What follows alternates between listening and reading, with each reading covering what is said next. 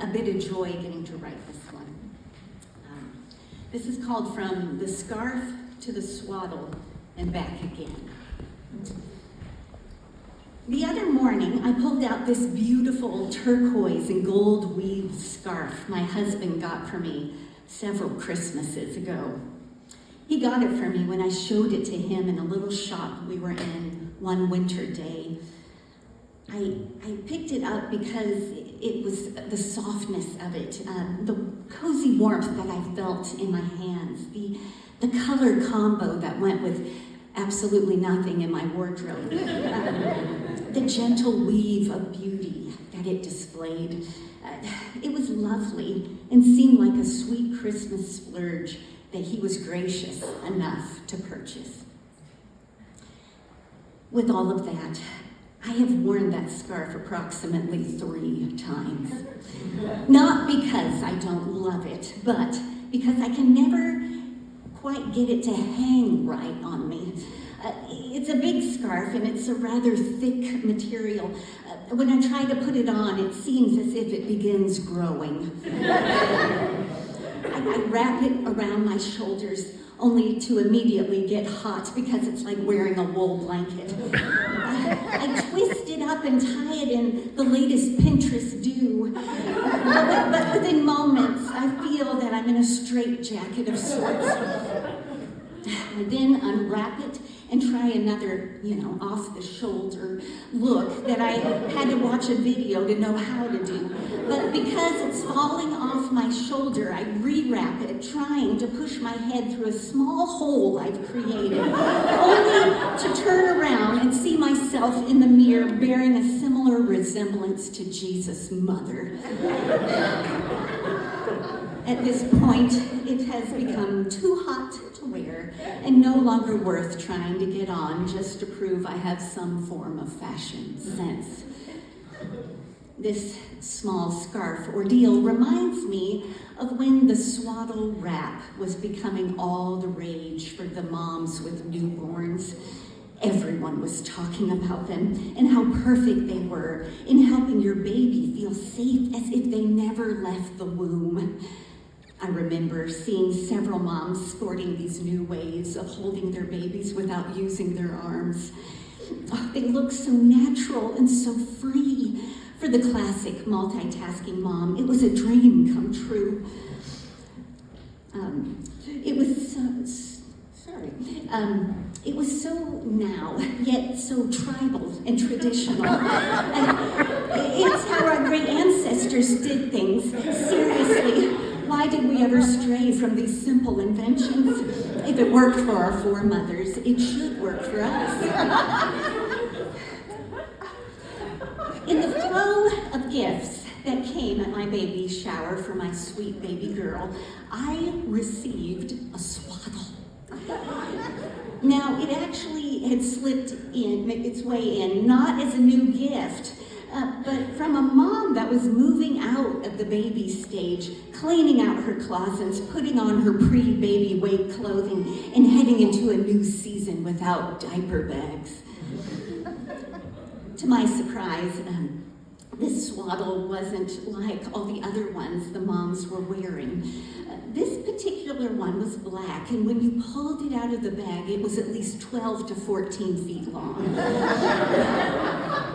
It required an instructional video on how to put it on, of which I could not locate in the tattered bag that it came out of. So like any practicing mom, I just looked up how to wrap me and my baby in 12 feet of material. Well, I never fully figured it out, but I decided the missing piece was the actual baby. And I'm sure once she got here, we would be just fine.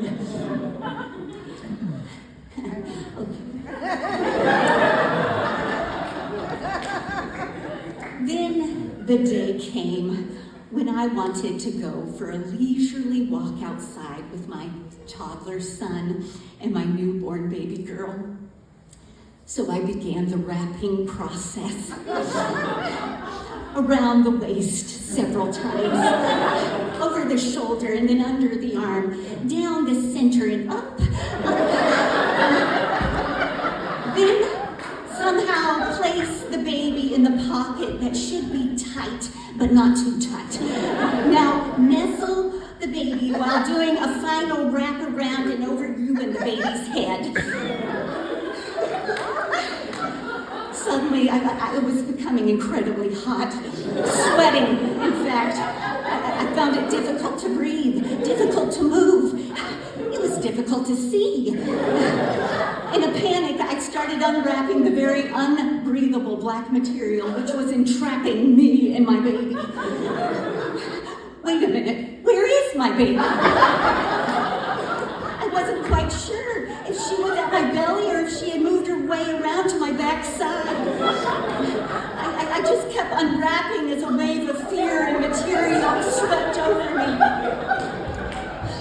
Just past that terrifying moment, I found Lily, still holding on at my side, looking a tad disoriented herself. Well, that day, I reasoned that my baby and I were happy that she was out of the womb and had no real need to get back in there.